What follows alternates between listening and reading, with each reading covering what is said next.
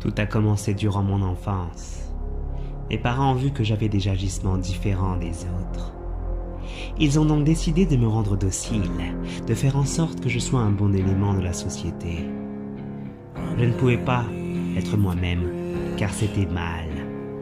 Ensuite, quand j'allais à l'école, j'ai dû me plier aux règles, être bien obéissant, ne jamais répondre aux autres.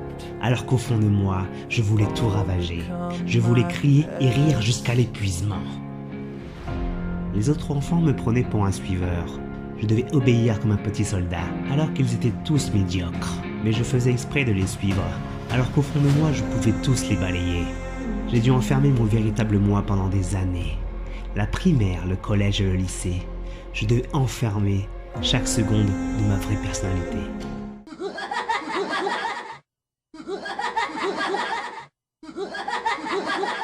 Ayant eu 45 ans, je n'avais pas changé mes habitudes. J'étais toujours enfermé dans ce rôle de bon samaritain, alors que je savais qu'ils profitaient tous de moi. J'étais leur roue de secours. Le type sur qui on peut compter, le perdant qui cherche un sens à sa vie. À mon travail, mes collègues et mon patron n'étaient pas tendres avec moi. J'étais le plus gentil et le plus serviable. Mais c'était toujours les pourris qui avaient des promotions, qui avaient toute l'attention des autres, tandis que moi, j'étais toujours au même poste pendant 20 ans. J'ai formé les nouveaux arrivants pendant des mois pour les voir tous devenir un par un mes supérieurs. Le jour où j'ai demandé à mon patron d'avoir un meilleur poste en rapport à mon ancienneté, j'ai subi des moqueries et une humiliation publique. Il avait fait venir les autres pour leur dire à voix haute ce que je voulais pour mon avenir dans cette société, et tous étaient pliés de rire. Puis au fond de moi, j'ai voulu sortir la bête. J'ai voulu leur montrer à tous qui j'étais vraiment. Mais j'ai préféré rire de moi avec eux.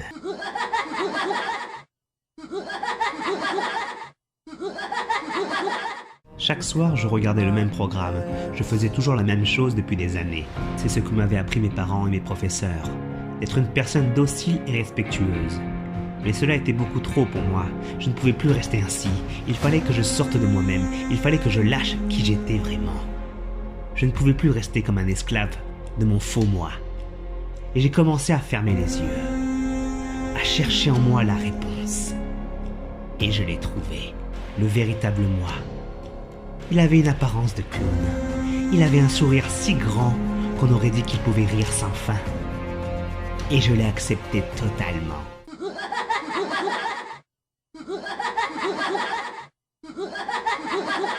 En me réveillant, j'étais plus cette personne médiocre. J'étais devenu le véritable moi. En allant à mon travail, j'avais plus cet air triste, mais j'avais le sourire. En arrivant à mon boulot, les collègues me regardaient étrangement. Et un d'eux me lança une pique pour se moquer de moi, et moi j'avais explosé de rire pendant 30 secondes. Et il était totalement paniqué. Il n'avait pas compris qui j'étais. Lui qui était habitué à voir un minable à la place. J'étais libre de tout. J'avais lâché prise pour devenir moi-même. Mon patron qui avait assisté à toute la scène me convoqua dans son bureau. J'étais tout souriant. Il voulait savoir ce qui m'arrivait. Et je rigolais encore et encore. Puis je lui ai dit que j'étais devenu une autre chose. Et que je voulais sa place tout de suite. Il rigola et je rigolais plus fort que lui. Il commençait à crier et moi je commençais à parler plus fort que lui en disant que je voulais son poste. Et ensuite je terminais en criant que je voulais partir de ce boulot minable qui m'apportait rien. Et mon patron n'arrivait plus à suivre la conversation car il avait en face de lui un être impossible à contrôler. Il avait devant lui mon vrai moi. En sortant de cette société, je m'étais promis un jour de la raser pour y construire ma vision du monde auquel j'aspirais. Cette société du nom de Wayne Entreprise m'avait tapé sur le système pendant plusieurs années. Il était temps de transformer cette ville à mon image. Il était temps de peindre mon chef-d'œuvre, celle du Joker. You're just crazy. You're crazy. No, I'm not.